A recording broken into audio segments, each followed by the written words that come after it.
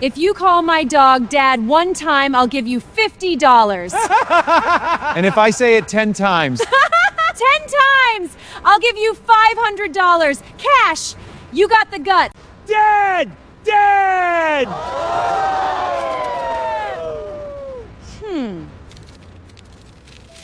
Keep watching. The best part is still coming. The next day, the beggar stuffs that fresh $500 in his pocket and walks straight into a little BBQ spot on the street. When it's time to pay, the owner sees how rough he looks and softens up. "It's fine. This one's on me." But the beggar shakes his head. "I can't eat for free. Your food's good, your location's solid, so why's it so dead in here?" She sighs. "Running a restaurant now? It's brutal. Everyone's undercutting everyone." The beggar grins. "Waiting for customers to show up? Yeah, that doesn't work anymore. You gotta play the game. You gotta use a hook people can't say no to." She doesn't really buy it. "I've tried promos. Nobody cares. What could you possibly do?" He holds up 3 fingers. "I'll teach you 3 moves. You do exactly what I say, and I promise you, you won't have enough seats." She's thinking, this dude's a beggar.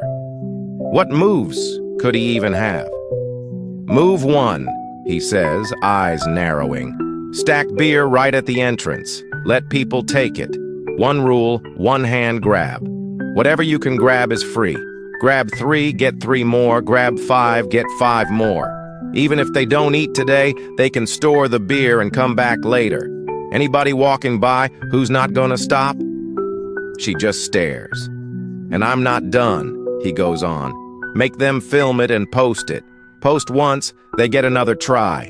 Young people love showing off stuff like that, and every video, that's free advertising for your place." She nods fast. "Okay, that's actually good."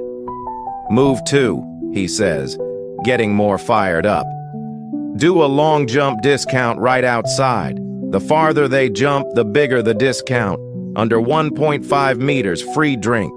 2 meters, 5% off. 2.5 meters, 10% off. 3 meters, 15% off. Everyone's gonna try it. The vibe gets loud. Once people gather, you think they're not coming in?" Her eyes light up. "So what's move 3? He smiles. "Move 3 is the killer one. Hang up a giant sign. Eat BBQ, enter to win a Tesla." She nearly jumps. "A Tesla? Are you crazy? I can't afford that." "Relax," he says, totally calm. "Put a threshold on it. Spend $500 to enter. You don't draw until you hit 3,000 entries, and people can enter multiple times. Do the math. If they want that car, they'll drag friends in and keep coming back. 3,000 times $500 equals $1.5 million in sales. Say you clear 60% profit, that's $900,000.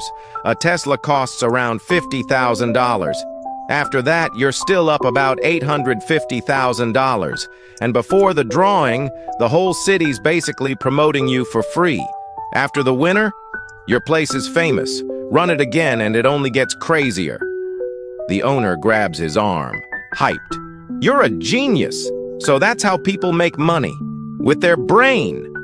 She spins around, pulls out a thick stack of cash from the register. "Here, $50,000. I'm buying that idea outright." Think it's over? Nah. The wildest part is still coming. With that, 1,000 turned into 50 grand cash in hand, the beggar walks straight into the bank. The manager personally escorts him into the VIP room and can't help asking, "What do you do for a living? How are you making money this fast?" The beggar just smiles. "I don't have a real job. I just make bets with people, and I've never lost." The manager doesn't believe him. "Don't believe me?" The beggar leans in. "I bet you tomorrow, on the left side of your butt, a hand-sized birthmark's gonna show up. If it doesn't, this $50,000 is yours." The manager thinks it's free money and immediately agrees. The next day, the beggar shows up with a guy in a suit. "This is my lawyer. He's here to witness it." The manager is totally confident. He drops his pants and turns around. "Look, where's the birthmark?" Suddenly, the lawyer starts sobbing. The manager panics. "Why are you crying?" The lawyer points at the beggar, shaking. "Because I bet him $200,000 that you'd actually pull your pants down and let us look at your butt." The manager's face goes completely blank. The beggar pats him on the shoulder and says, "In business, don't ever assume you're the smartest person in the room. The scariest thing in the world isn't hard work, it's strategy, it's traps, it's people who understand the game." When he walks out of the bank, that 50 grand has already turned into way more.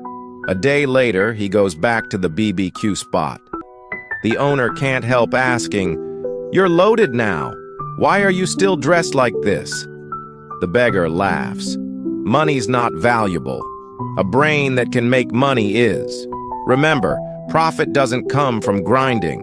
It comes from setting things up. If all you know is suffering, you'll suffer forever. If all you do is work, you'll work forever." Same thing with raising kids. Don't just teach them to be obedient, or they'll get pushed around their whole life.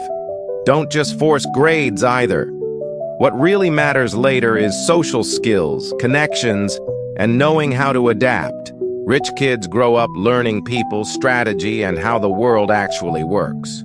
Regular families just focus on surviving, and nobody teaches you how to think.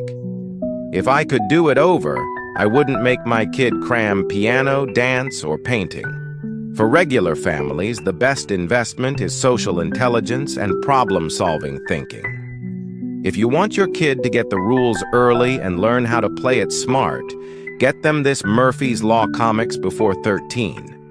It breaks down social skills, emotional control, communication tricks, and how real life actually plays out, with stories and comics. Stuff most people only learn after getting burned, your kid can learn up front. Every chapter is built around real situations, so your kid learns how to plan, how to read people, and how to avoid dead-end paths. Because what separates people in life isn't effort, it's where you aim that effort. If you're interested, tap the yellow cart below to check it out.